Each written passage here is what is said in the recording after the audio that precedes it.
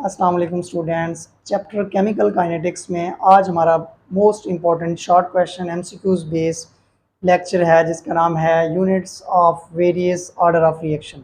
जो हमने various order of reaction पढ़े थे, zero order reaction, first order reaction, second order and third order, इनके यूनिट्स हमने कैसे डिटरमाइन करने हैं वो आज हमने सीखना है। और ये मोस्ट इंपॉर्टेंट शॉर्ट क्वेश्चन है और एमसीक्यूज इसमें से बनते होते हैं कि बताएं ज़ीरो ऑर्डर का यूनिट क्या है, फर्स्ट ऑर्डर का, सेकेंड ऑर्डर का। तो आप इक्वेशन के थ्रू इजीली क्या कर सकते हैं, इनके यूनिट्स आइडेंटिफाई डिटरमाइन कर सकते हैं। तो चलिए स्टार्ट करते हैं। फर्स्ट हमारा है zero order reaction. Zero order reaction हमने प्रीवियस लेक्चर में पढ़ लिया था। अब जीरो ऑर्डर रिएक्शन में हमारे पास हमें पता होता है कि हमारे पास जो रेट इक्वेशन में जो हमारे पास एक्सपोनेंट होते हैं वो इंडिपेंडेंट होते हैं, कंसंट्रेशन के ऊपर डिपेंड नहीं करते। और इसका मैंने एक और भी बताया था कि जितने भी रिएक्शन होंगे अगर उसमें सनलाइट, फोटोकेमिकल रिएक्शन और ये वाला हमारे पास साइन आ जाता है HP का, यानी कि फोटोकेमिकल रिएक्शन रेडिएशन हमारा साइन आ जाता है, तो आपने समझ जाना है कि ये हमारे पास क्या है, ये हमारे पास जीरो ऑर्डर रिएक्शन है। तो चलिए इसका यूनिट डिटरमाइन करते हैं। हमें पता है कि rate of reaction is directly proportional to the molar concentration of reactants. Molar concentration of reactants, तो हमने ये कर लिया। प्रोपोर्शनैलिटी कांस्टेंट को मैंने हटाया तो ये आ गया हमारे पास रेट कांस्टेंट के molar concentration of H2 and molar concentration of Cl2। अब हमें पता है कि हमारे पास रिएक्टेंट की मोलर कंसंट्रेशन जो है ये इंडिपेंडेंट है, रेट इक्वेशन के ऊपर डिपेंड नहीं करती।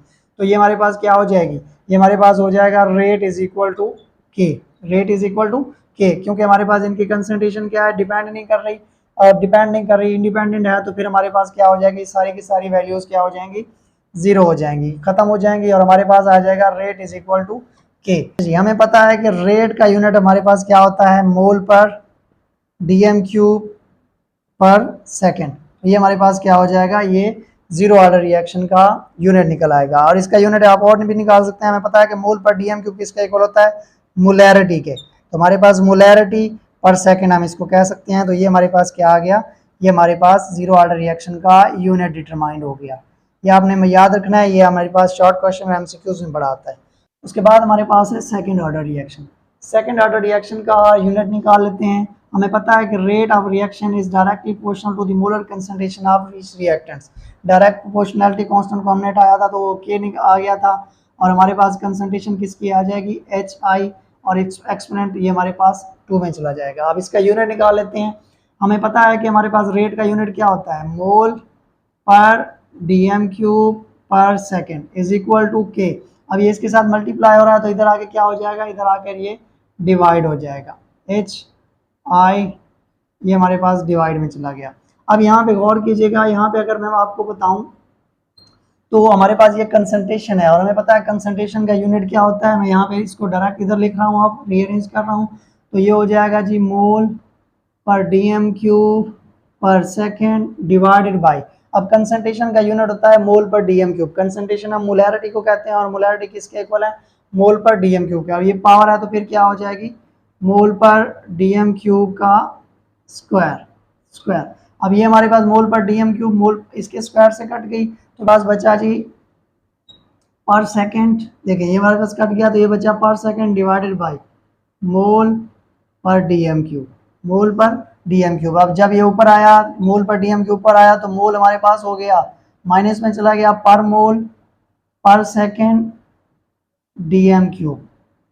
ये किसका निकल यूनिट निकल आया, ये हमारे पास निकल आया सेकंड ऑर्डर का रिएक्शन।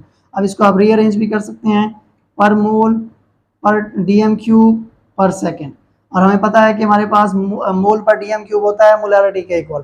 अब यहाँ पे रिवर्स में है तो मैं इसको इस तरीके से भी लिख सकता हूँ, पर मोलैरिटी पर सेकेंड, पर मोलैरिटी पर सेकेंड। ये हमारे पास किसका यूनिट निकल आया, ये हमारे पास सेकंड ऑर्डर का यूनिट निकल आया। ये भी आप लिख सकते हैं, ये भी लिख सकते हैं, एमसीक्यूज में कोई भी आ सकता है, ये भी आ सकता है, ये भी आ सकता है, ये भी आ सकता है। आपने अपने माइंड में रखना है कि किस तरीके से आपने इसको यूनिट निकालना है। उसके बाद हमारे पास है फर्स्ट ऑर्डर रिएक्शन।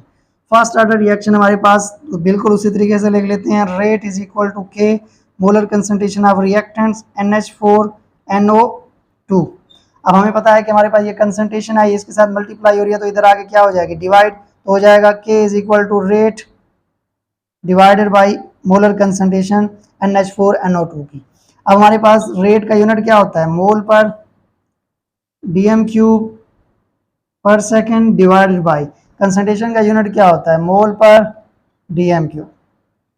मोल पर डीएम क्यूब, मोल पर डीएम क्यूब से क्रॉस हो गया तो हमारे पास क्या बचा, हमारे पास जस्ट बचा पर सेकेंड। तो ये किसका यूनिट है, ये हमारे पास है फर्स्ट ऑर्डर रिएक्शन का यूनिट। फर्स्ट ऑर्डर रिएक्शन का ये क्या आ गया, ये हमारे पास आ गया यूनिट।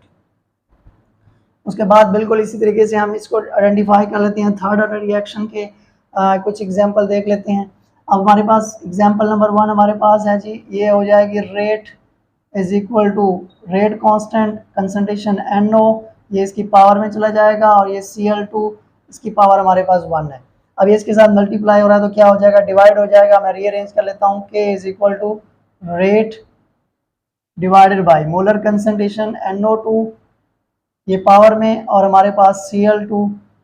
अब हमें पता है कि कंसंट्रेशन का यूनिट क्या होता है, मोल पर डीएम क्यूब, और रेट का यूनिट क्या है, मोल पर डीएम क्यूब पर सेकंड। तो इसको देख लेते हैं, K इज इक्वल टू, ये आ गया मोल पर डीएम क्यूब पर सेकंड डिवाइडेड बाय, हमारे पास कंसंट्रेशन पावर में है तो क्या हो जाएगी, मोल पर डीएम क्यूब की पावर एंड मोल पर डीएम क्यूब, क्योंकि यहाँ हमारे पास कंसंट्रेशन जस्ट 1 है तो ये हो जाएगा मोल पर डीएम क्यूब।